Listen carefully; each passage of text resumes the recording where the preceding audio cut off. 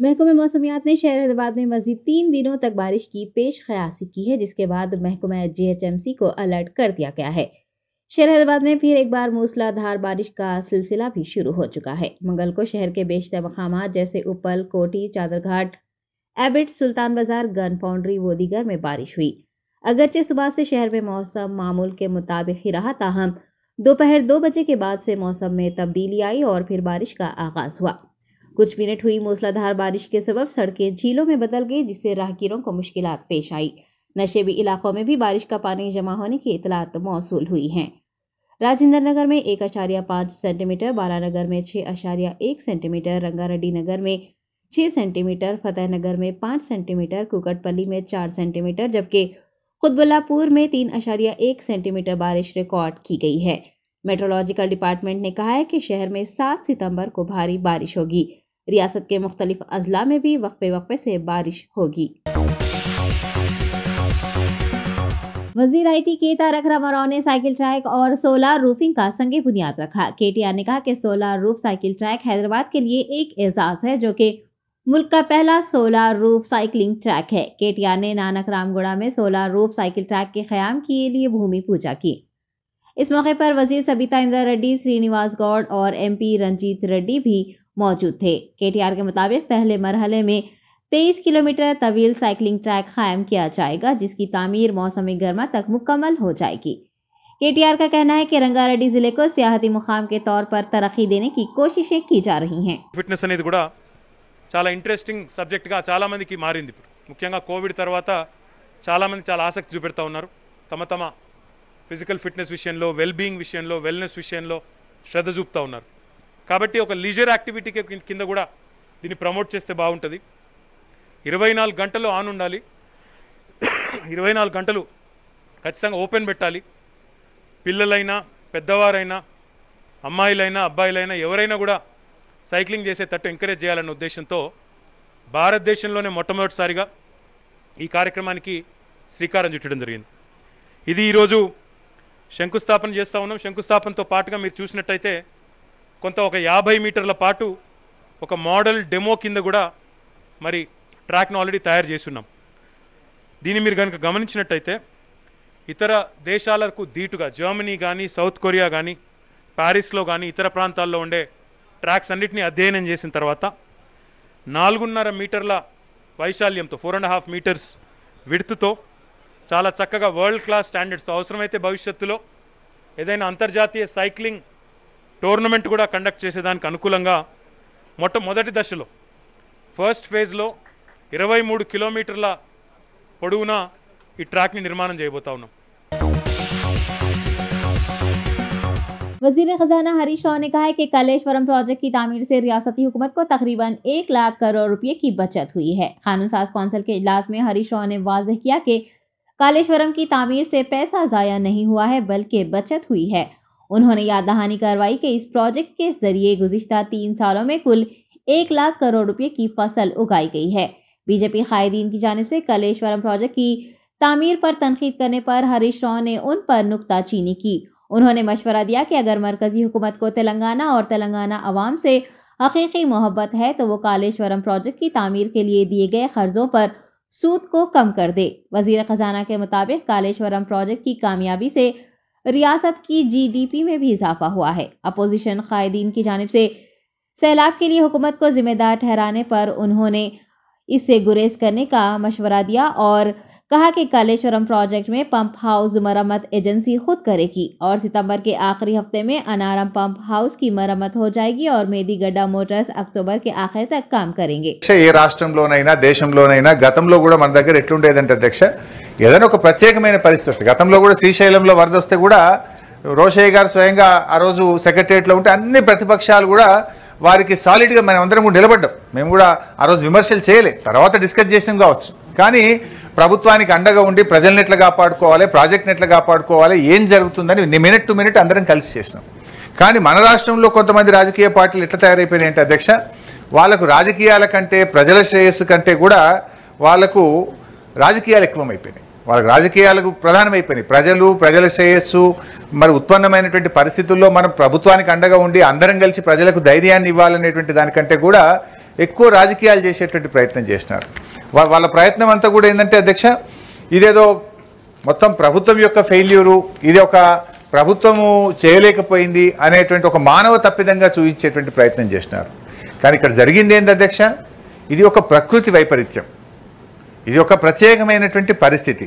ఇక్కడ మొన్న జరిగింది గోదావరిలో, ఇది పూర్తిగా ప్రకృతి వైపరీత్యమే తప్ప ఇక్కడ ఎక్కడా మానవ తప్పిదం లేదు.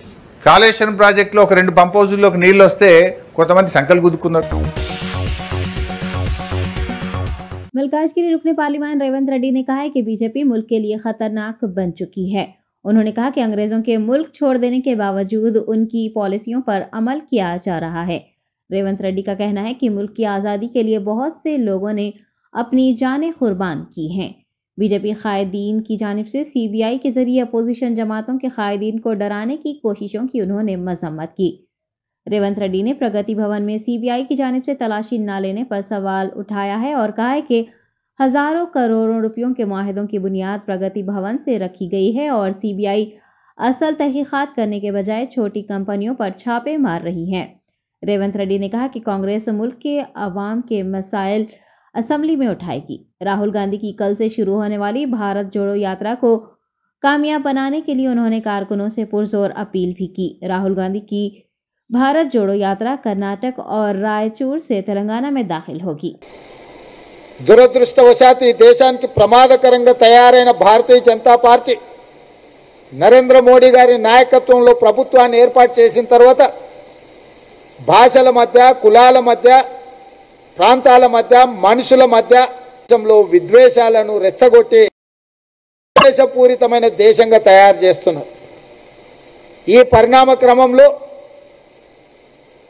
కాంగ్రెస్ పార్టీ మీద కోపాన్ని, కక్షను ప్రదర్శిస్తున్నారు.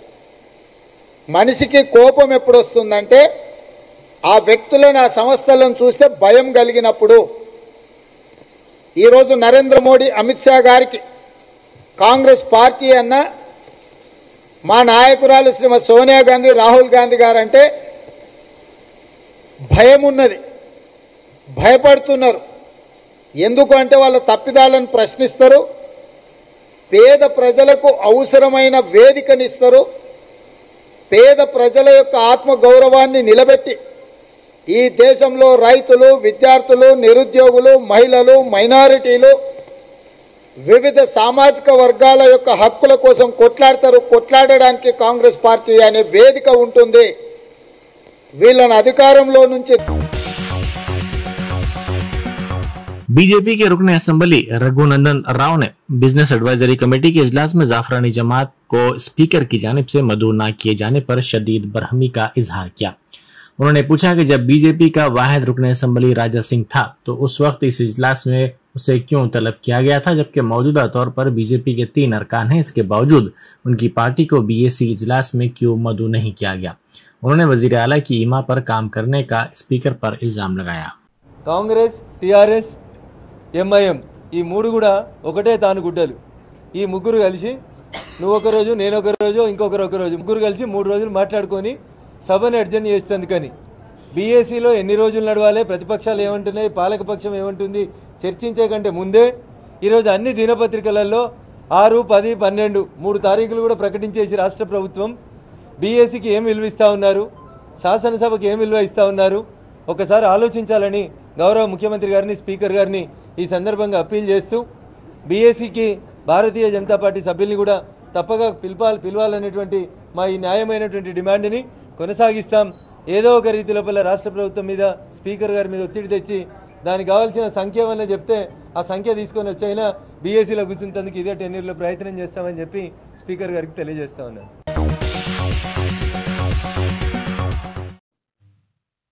बीजेपी रियासती सदर बंडी संजय कुमार ने वजीर आला केसीआर के मुल्क भर में मुफ्त बिजली फराहम करने के ऐलान पर अपने रद्द-ए-अमल का इजहार किया। उन्होंने रियासत के अवाम को मुफ्त बिजली फराहम करने पर जोर दिया। आपको बता दें कि वजीर आला केसीआर ने कौमी सियासत में हिस्सा लेने का ऐलान कर दिया है। कल निजामाबाद में अवामी जलसे से खिताब करते हुए उन्होंने टीआरएस के मरकज में बरसर इख्तिदार आने पर मुल्क भर में मुफ्त बिजली फराहम करने का ऐलान किया, जिस पर अपोजिशन कायदीन नुक्ताचीनी कर रहे हैं। बीजेपी रियासती सदर ने कहा है कि दौरों के नाम पर रियासत के मसाइल को पसे-पुश्त डालकर आवाम का पैसा जाया किया जा रहा है। इब्राहिमपट्टनम वाक़े का जिक्र करते हुए बंडी संजय कुमार ने इल्जाम लगाया कि केसीआर इस वाक़े से तवज्जो हटाने की साजिशें कर रहे हैं। उन्होंने खाती डॉक्टर्स के खिलाफ कार्रवाई और वजीर सेहत को बरतरफ करने का मुतालबा किया। गुरुकुल स्कूल्स में फूड पॉइजनिंग के बढ़ते वाक़यात पर बंडी संजय कुमार ने तशवीश जताई है और रियासत के मसाइल से तवज्जो हटाने के लिए अवामी जलसे किए जाने की बात कही है।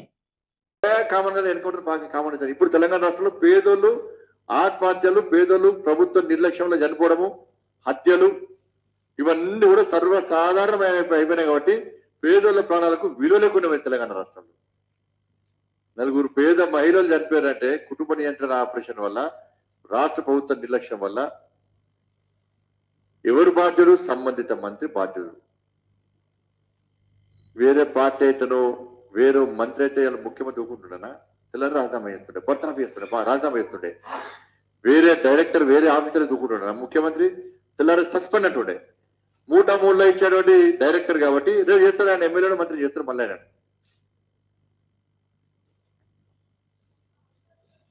ఎమ్మెల్సీ చేస్తాడు. ఆయన మూటలు తీసుకొచ్చిన అందరు కూడా అలాగా నమ్మకతున్నారు.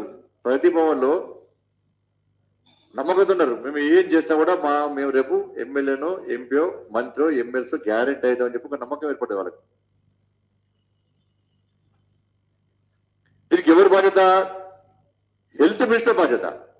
నేను మళ్ళీ చెప్తున్నా, హెల్త్ మినిస్టర్ బర్తరఫ్ చేస్తావా, రాజీనామా చేస్తావా?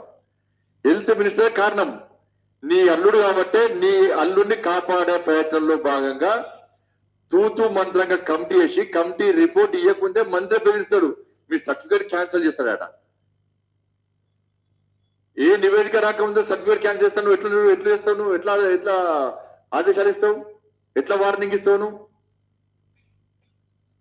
అంటే నేను తప్పించుకోవడానికి గంభీరంగా ఒక స్టేట్మెంట్ పడేస్తే నాది ఏం తప్పలేదు, చుప్పుడు ప్రయత్నం. ముఖ్యమంత్రి మళ్ళీ డిమాండ్ చేస్తున్నా, నీ అల్లుడిని ఫస్ట్ మంత్రి పై తొలగి బర్తరఫై.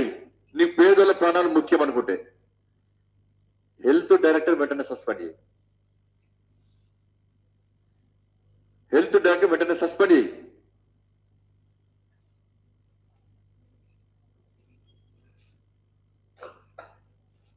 వాళ్ళకి 5 లక్షలు ఇచ్చి చేతులు కొన్నారు. వాళ్ళ కుటుంబం మొత్తం బజార్ పడబడ్డారు. పేదోళ్ళు వాళ్ళు ఒక్కొక్కరికి ₹1,00,000 చెప్పి ఆరోగ్య డిమాండ్ చేసినాను, ఉద్యోగం డిమాండ్ చేసిన. ఒక ఇంటికి పోతే మా జిల్లా అధ్యక్షులు, మా మహిళా మోర్చా రాష్ట్ర అధ్యక్షులు పోయి కలిస్తే టెంట్ వేసుకొని టెంట్ కింద కార్యక్రమాలు చేస్తున్నారు. కర్మ కార్యక్రమాలు చేస్తున్నారు టెంట్ కింద. ఇల్లు లేదు పాపం వాళ్ళకి, గుడిసె కూడా లేదు.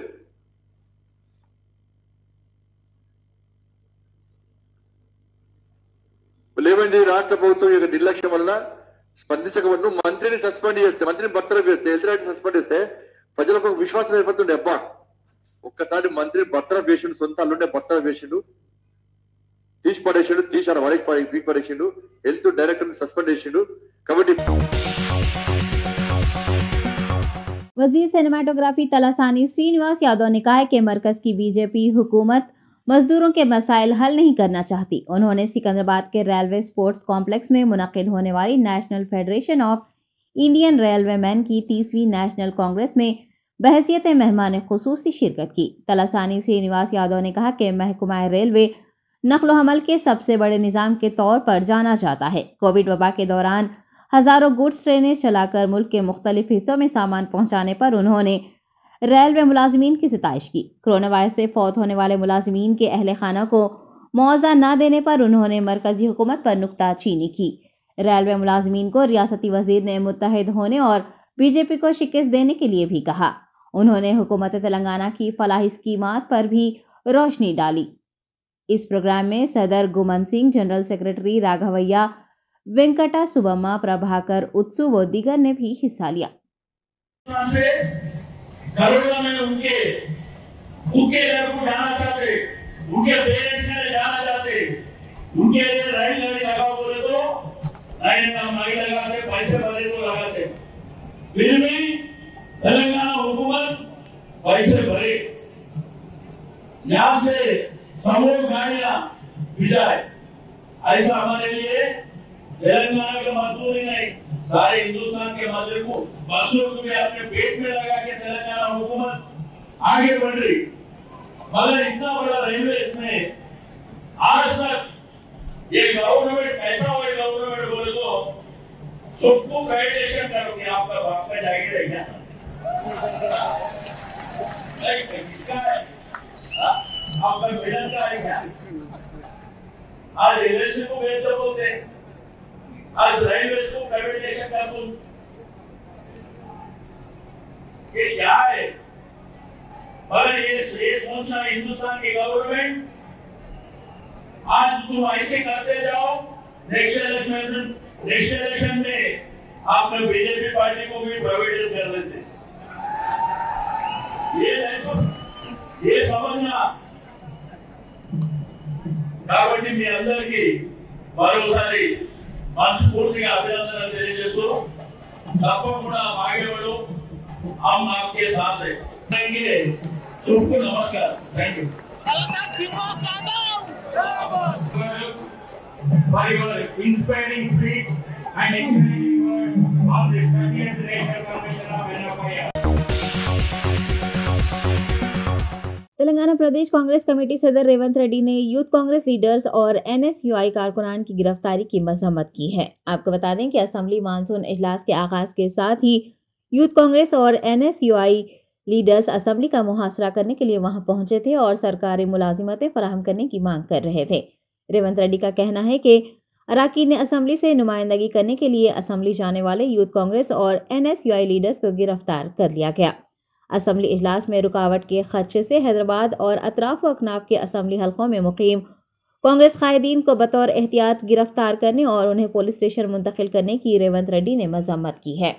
उन्होंने गिरफ्तार यूथ कांग्रेस और एनएसयूआई कायदीन को फौरी रिहा करने का मुतालबा भी किया। रेवंत रेड्डी ने टीआरएस हुकूमत पर जेर इल्तिवा मुलाजिमतों के लिए एलामिया जारी करने और अहल अफराद को माहाना 3016 रुपये बेरोजगारी अलाउंस फराहम करने के वादे को पूरा करने पर जोर दिया है। असेंबली इजलास के पेश नज़र किसी भी नाखुशगवार वाक़े की रोकथाम के लिए 2000 पुलिस एहलकारों को वहां तैनात किया गया है। पुलिस ने असेंबली और कौंसिल के करीब जलसा करने या रैलियां निकालने पर पाबंदी लगाई है और ऐसा करने वालों के खिलाफ सख्त कार्रवाई करने का इंतबाह जारी किया है।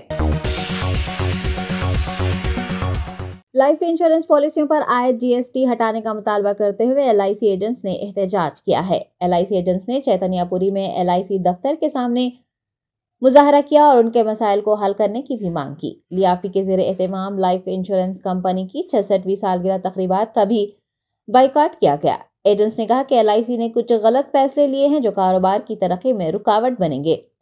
इस दौरान प्रेस एंड पब्लिसिटी चेयरमैन के कृष्णैया ने कहा कि पॉलिसी होल्डर्स के प्रीमियम पर जीएसटी खत्म किया जाना चाहिए। उन्होंने टर्म इंश्योरेंस में इजाफा, मेडिकल हेल्थ इंश्योरेंस में इजाफे की भी मांग की। एम्प्लॉयज यूनियन के कायदीन ने दोपहर के वक्फे के दौरान महाधरना प्रोग्राम में हिस्सा लेकर एहतजाज की तायद की। प्रोग्राम में लियाफी ब्रांच के डिविजनल, जोनल व दीगर रहनुमाओं ने शिरकत की। ఆల్ ఇండియా పిలుపు మేరకు జేఏసీ పిలుపు మేరకు ఈ నిరసన కార్యక్రమానికి CB16 చైతన్యపురి బ్రాంచ్ తరపున మేము ముఖ్యంగా ఏంటంటే పాలసీ కస్టమర్లకు బోనస్ రేటు పెంచాలని, పాలసీలపై జీఎస్టీని తక్కువ చేయాలని, ఏజెంట్స్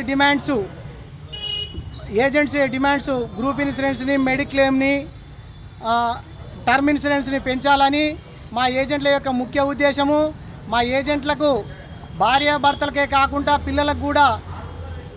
పిల్లలకు కూడా లోన్స్ ఏర్పాటు చేయాలని, ముఖ్యంగా ఏంటంటే మన యొక్క ఏజెంట్ల గ్రూప్ ఇన్సూరెన్స్ని సరిపోతలేదు, మార్కెట్లో తిరిగి కష్టపడి తీసుకొస్తే అక్కడికి ఏదైనా ఫ్యామిలీకి జరగరాని సంఘటన జరిగితే అక్కడికి ఫ్యామిలీకి సరిపోతలేదు ఈ 10 లక్షల గ్రూప్ ఇన్సూరెన్స్, దాన్ని 1 కోటి రూపాయలకు తీసుకురావాలని నేను సభాముఖ్యంగా మీ పత్రికా విలేకరులకు తెలియజేస్తున్నాను. మిత్రులారా, మాదొకటి ఈ డిమాండ్స్ IRDA రూల్ ప్రకారంగా 2013 నుంచి 2016 వరకు ఏజెంట్ల యొక్క కమిషన్ పెంచాలని IRDA ఇచ్చినా కానీ ఈ LIC మేనేజ్మెంటు ప్రభుత్వం కానీ మొండి వైఖరితోటి మా కమిషన్ని అలాగనే ఆఫ్ చేసింది. దాన్ని కూడా పెంచాలని మీ పత్రికా సోదరులతోటి నేను విన్నవించుకుంటున్నాను. Thank you. పాలసీదారుల యొక్క ప్రీమియంపై జిఎస్టీని తగ్గించాలని మా యొక్క తీసివేయాలని మా యొక్క పై జిఎస్టీని ఎత్తివేయాలని మా యొక్క ప్రధానమైన డిమాండు మేము కస్టమర్ తరఫున మా యొక్క ఎల్ఐసి ఏజెంట్లను కోరుకుంటున్నామని తెలియజేస్తున్నాము. Thank you. यूथ कांग्रेस रियासती सदस्य शिवसेना रेड्डी की ज़ेरे क़यादत यूथ लीडर्स और नौजवानों ने आज रियासती असम्बली का मुहासरा किया. तेलंगाना यूथ कांग्रेस ने 2 लाख सरकारी मुलाजिमतें और बेरोजगारी अलाउंस फराहम करने का मुतालबा लेकर असम्बली का घेराव करने की कोशिश की. ताहम वहां तैनात पुलिस ने यूथ कांग्रेस सदर व दीगर को हिरासत में ले लिया और रामगोपालपुरम पुलिस स्टेशन मुंतकिल कर दिया. शेर हैदराबाद के इलाके मुस्तफ़ा नगर फलकनुमा में वाक़ मदरसा इस्लामिया रियाजुल उलूम व रियाज इस्लामिक स्कूल में यौम असातिज़ा के मौके पर तलबा के रोशन मुस्तकबिल में असातिज़ाए इकराम का नुमाया किरदार के उन्वान से एक तहनीती प्रोग्राम मुनक़िद किया गया. इस प्रोग्राम की सदारत अमीर मिल्लत इस्लामिया मौलाना मोहम्मद हुसामुद्दीन सानी आकिल जाफर पाशा ने की और इसकी निगरानी मौलाना मोहम्मद सिद्दीक अहमद खादरी हुसामी ने अंजाम दी. इस प्रोग्राम में मौलाना मुफ्ती आमिर रहमानी बहैसियत मेहमान खुसूसी शरीक रहे और प्रोफेसर मसूद अहमद डायरेक्टर मेस्को और मोहम्मद आसिफ अली सीनियर सहाफ़ी व सदर IJFF ने बहैसियत मेहमान एजाज़ी इसमें हिस्सा लिया. इस तकरीब में मेहमानान ने बिलखुसूस असातिज़ाए इकराम से खिताब किया और तलबा व तालिबात के तालीमी मियार को मुस्तहकम करने, उनमें अखलाक व किरदार पैदा करने से मुताल्लिक़ मुफीद मशवरे भी दिए. प्रोग्राम के इख्तिताम पर असातिज़ा को तहनीत पेश की गई. अस्सलाम वालेकुम नाज़रीन, मैं मोहम्मद रियाज अहमद मदरसा इस्लामिया रियाजुल उलूम मुस्तफ़ा नगर फलकनुमा हैदराबाद में टीचर्स डे के मौके पर एक असातिज़ा इकराम की तहनीती तकरीब मुनक़्क़िद हुई थी, जिसकी सदारत अमीर मिल्लत इस्लामिया मौलाना हुसामुद्दीन सानी आकिल जाफर पाशा साहब ने फरमाई है और निगरानी मौलाना मोहम्मद सिद्दीक अहमद खादरी हुसामी साहब तालीम इदारा ने की है. वहीं पर मेहमानान खुसूसी की हैसियत से डॉक्टर जनाब प्रोफेसर मोहम्मद मसूद साहब डायरेक्टर मेस्को और इसी के साथ साथ मुफ्ती आमिर रहमानी साहब कासमी और मेहमान एजाज़ी के तौर पर डॉक्टर आसिफ अली सीनियर सहाफ़ी ने शिरकत की थी. अलगर्ज़ इस प्रोग्राम का मकसद और मुख्तलिफ उलमा इकराम और दानिशवरान ने जो खिताब किया वो तमामी ने असातिज़ा इकराम और मालूमात को मुफीद मशवरों से नवाजा. तलबा के बेहतर मुस्तक़बिल के सिलसिले में उन्होंने बेहतरीन और मुफीद मशवरे असातिज़ा इकराम को दिए. मोहलिक वबा कोरोना वायरस का हिंदुस्तान में फैलाव जारी है. 24 घंटों के दौरान 4147 अफराद इसका शिकार हो गए हैं, लेकिन गुज़िश्ता रोज दर्ज किए गए कोरोना केसेस के मुकाबले आज कोरोना केसेस कम दर्ज किए गए हैं. गुज़िश्ता रोज 5910 कोरोना केसेस रिपोर्ट किए गए थे. 24 घंटों में 23 अफराद फौत हो गए हैं और हिंदुस्तान में फौत होने वालों की कुल तादाद 5,28,030 हो चुकी है. महकमा सेहत ने बताया है कि एक्टिव केस लोड कम होकर 52,336 हो चुके हैं. कोरोना वायरस से 6,032 अफराद सेहत याब हुए हैं और कौमी सतह पर 4,38,86,496 अफराद कोरोना से अब तक सेहत याब हो चुके हैं. हिंदुस्तान की सेहत याबी की शरह 98.6% है. मुल्क में 24 घंटों के दौरान 3,67,490 कोविड टेस्ट किए गए हैं और अब तक कुल 88.7 करोड़ से ज़ायद कोविड टेस्ट किए जा चुके हैं. कोविड वैक्सीनेशन मुहिम के तहत 213.7 करोड़ अफराद को वैक्सीन दी जा चुकी है. 4 करोड़ से ज़ायद नौजवानों ने इस वबा से महफूज रहने के लिए वैक्सीन की पहली खुराक ली है.